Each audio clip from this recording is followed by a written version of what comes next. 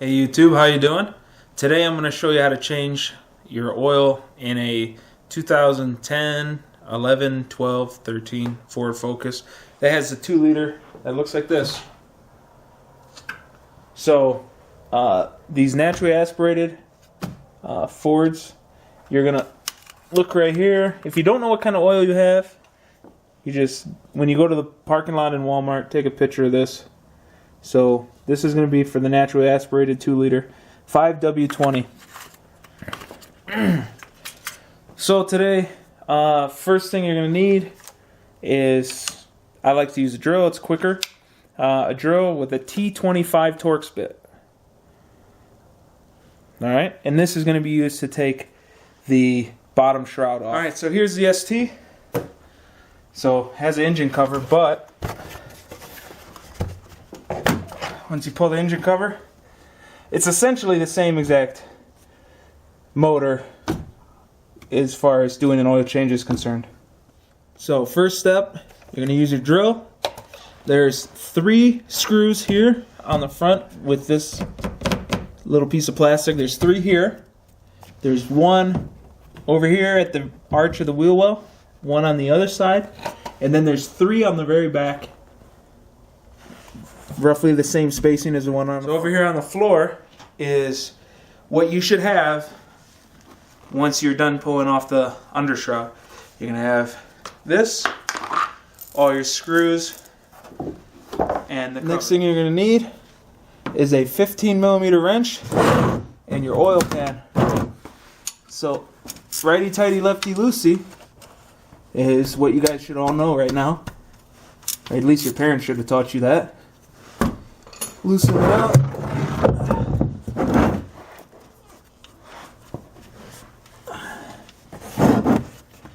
Make sure you move the pan far enough back because this will arc when it's full. Like that. So make sure it's far enough this way to catch it when it arcs. So now that the oil is just barely dripping, you have enough clearance, if you have one of these, to just pull it all the way till the oil touches the edge of this. So now I can pull the oil filter off and still have it in the pan. So let it go, let this drip first. And then once it's done dripping, unscrew it the rest of the way. It will be full of oil, so be careful to not spill it down your arm. So when you pull it, just hold it over this and then dump it over. So what I like to do all the time is go ahead and wipe off everything that's on the oil filter housing. So just take a rag or paper towel, preferably one that doesn't really shed, so you don't get any loose paper going in your oil galleys. So after you wipe it off, okay, just go ahead, take your new filter. Do not put it on with a dry seal. Take this, dip it in the old oil, just like this, spin it around so that it's got oil on the seal. Then just go ahead, tighten it up hand tight. If you're a small female with low grip, you can use one of the wrenches. But any normal guy should be able to just hand tighten nice with one hand. And there you go, it's all tight. Now you can go ahead and put the oil plug back in. Wipe off any little drips that might be coming. Make sure to put it in by hand first. You don't want to cross thread these aluminum oil pans. You'll be buying a new one. You don't want to do that, they're pretty expensive. Then you want a righty-tighty, nice and tight, and that's it. So now you're going to put back, now that you have the oil filter and the plug-in, you're going to put back your dust cover slash beauty cover slash whatever you want to call this thing. Just be sure it has these little hooks here and here. These hook in to the metal on the back side. So you're going to want to lift it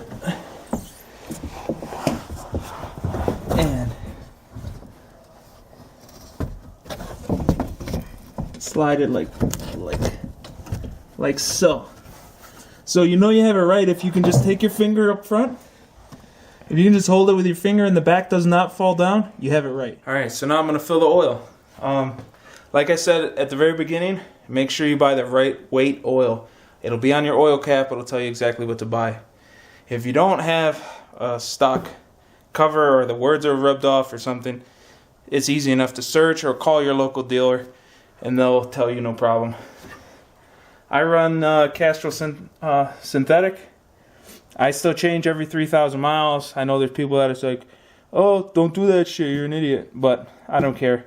I consider it an insurance policy to save my motor from having any kind of early failure due to crappy oil. So every 3,000 miles I buy this, do it. So that's it. These funnels are pretty nice. This brand is Blitz, but it fits like perfect. It doesn't wiggle. Once it's in, it's in. So it's nice. You don't have to hold it or anything. You just put it in. So I usually pour 4 quarts, 4 to 4.5 quarts first. And then I start it, which will fill the oil filter. I let it idle for probably a good 15-20 seconds. And the nice thing about these jugs is they have a meter on the side, so it says it has 2 quarts left. Try not to dump oil over everything like me.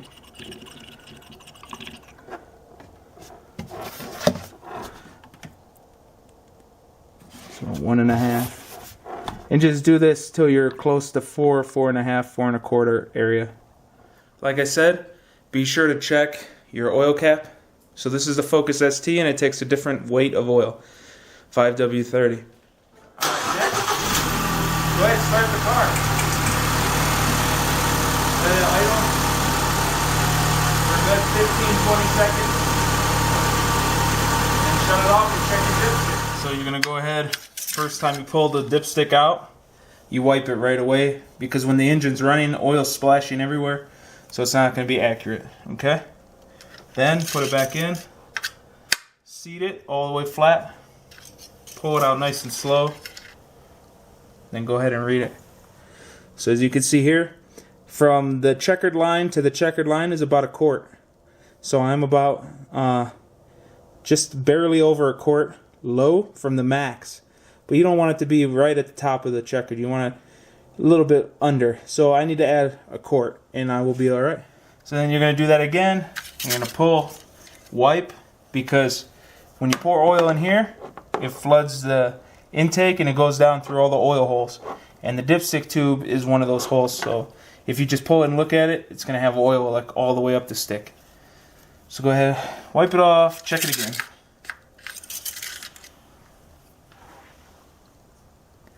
So right there, I'm dead center of the checker lines.